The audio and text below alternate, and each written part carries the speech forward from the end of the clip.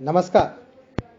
BA second year एजेओ की इस virtual कक्षा ऑडियो कक्षा में आप सबका स्वागत, अभिनंदन।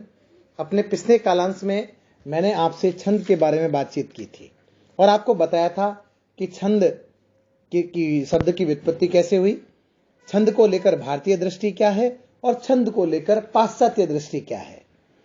आज हम मात्रा और गण विचार पर बात करेंगे।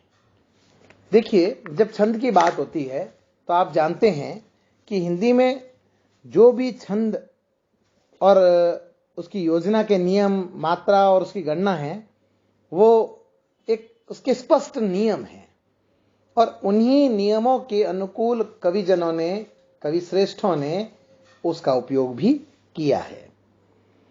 आप जानते हैं मात्रा कहते हैं किसी भी वर्ण के उच्चारण में जो समय लगता है उसे मात्रा कहते हैं। मात्रा किसे कहते हैं? वर्ण के उच्चारण में लगने वाले समय को मात्रा कहते हैं। मात्राएं कितने प्रकार की होती है? मात्राएं दो तरह की होती है, ह्रस्व यानी लघु, दीर्घ यानी गुरु। अब ये जो लघु और गुरु है, इनके लिए छंद शास्त्र में लघु के लिए एक का चिन्ह और गुरु के लिए ऐस नुमा चिन्ह बनाया गया है, जिससे आप एक या दो की गणना कर सकें। एक मात्रा वाला वर्ण लघु या ह्रस्व कहलाता है, जैसे अ, क, प, य आदि। इसके उच्चारण में एक इकाई का समय लगता है। और दो मात्रा वाले वर्णों को दीर्घ या गुरु कहते हैं, यानी जिसमें दुगना समय लगता है, जैसे का, पी, जो, हे। तो इसमें दो मात्राएं हैं।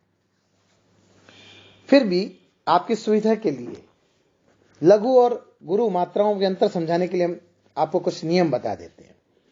जैसे छंद में जब कविता के अंदर आप किसी भी संयुक्ताक्षर को देखते हैं तो संयुक्ताक्षर के पूर्व का जो वर्ण है वो गुरु माना जाता है।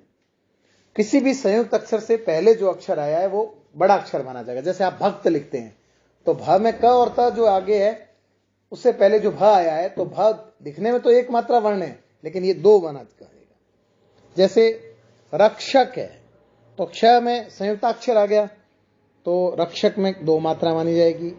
वर्ण में भी इस तरह से दो मात्राएं मानी जाएगी। जिन संयुक्ताक्षरों के पूर्व वर्णों के उच्चारण में अधिक जोर नहीं पड़ता वे लघु हो जाते हैं। जैसे कुम्हार, तो म आधा है, उससे पहले कु, म, हार, लेकिन हा पे जोर नहीं आ रहा है, इसलिए हा एक ही काउंट होगा, कुम्हार। शस्य। इसी तरह अनुस्वार और विसर्ग वाले वर्ण गुरु कहलाते हैं या होते हैं। जैसे संत, तो संत में स और न मिलकर दो और त का एक। पंक, पंक में प और न का मतलब दो और फिर एक। दुख में दो, एक। हंसना में दो, एक एक। हलंत के पूर्व का वर्ण भी गुरु होता है, क्योंकि हलंत की कोई मात्रा नहीं होती। जैसे महात्मन, तो गुरु हो जाएगा। कहीं कहीं लय और प्रवाह की दृष्टि से गुरु वर्ण जो है वो लघु हो जाता है, लघु वर्ण जो है गुरु हो जाता है। अब आते हैं मात्रा के बाद वर्ण विचार की तरफ, गण विचार की तरफ। देखिए, तीन वर्णों का जो सार्थक या निरर्थक समूह से गण कहा जाता है। लघु, क और गुरु वर्णों के भेद से वर्णों में 8 गण होते हैं, जिनके नाम लक्षण इस प्रकार से है और एक सूत्र प्रसिद्ध है, य माता राज भान सलगा। इस सूत्र में य से त तक 8 गण है, यगण, मगण, तगण, रगण, जगण, भगण, नगण, सगण।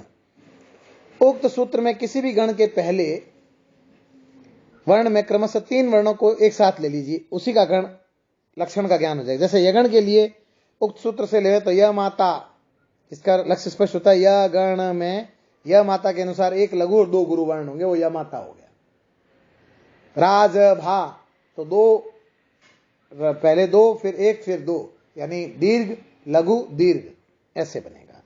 य माता राजभान के अनुसार 8 गणों और इनके लक्षणों का सूत्र हम इस तरह से देख सकते हैं। जैसे यगण, यगण का अनारी, मगण, मगण का राजा जी, तगण, तगण का सामान, रगण, रगण का साधना, जगण, जगण का किताब, भगण, भगण का भारत और नगण, नगण का चरण और सगण का लघुता।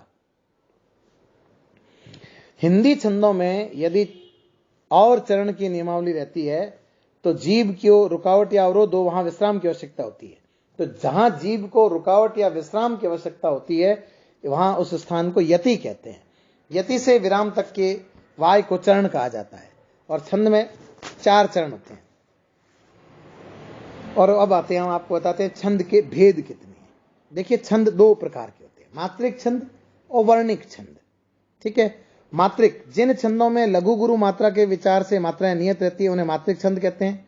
इनकी गणना को सुगम करने के लिए, मात्राओं के क्रम की व्यवस्था करने के लिए गणों की कल्पना की गई है। वर्णिक छंद, जो छंद वर्णों की संख्या के आधार पर बने थे, वर्णिक छंद कहलाते हैं। संस्कृत में वर्ण वृत्तों की संख्या के अतिरिक्त गुरु लघु का क्रम होता है। कुछ ऐसे भी वर्ण वृत्त होते हैं जिनमें केवल वर्णों की संख्या नियत होती है, जैसे कवित। तो इस तरह से आप देखते हैं कि छंद 2 तरह के हुए, मात्रिक छंद और वर्णिक छंद। इसके अतिरिक्त आधुनिक काल में मुक्त छंद का प्रचलन हुआ। इसमें छंदों के परंपरागत नियमों के स्थान पर गति और लय के साथ सुपाठ्यता को आधार बनाया गया। ये छंद, मुक्त छंद तुकांत और अतुकांत दोनों प्रकार के होते हैं। कविता हमारे प्राणों का संगीत है, हृदकंपन है। कविता छंद का स्वभाव है, या छंद कविता का स्वभाव है। पंत ने कहा था छंद कविता का स्वभाव है। ये कैसे है? मात्रिक, सम, अर्धसम, विषम, इन 3 श्रेणियों में फिर इनको बांट सकते हैं।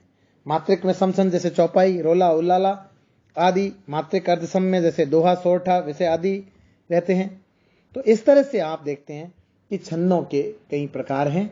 तो आज हमने आपको गण, मात्रा और छंदों के प्रकार के बारे में विस्तार से बताया। शेष अगले कालांश में।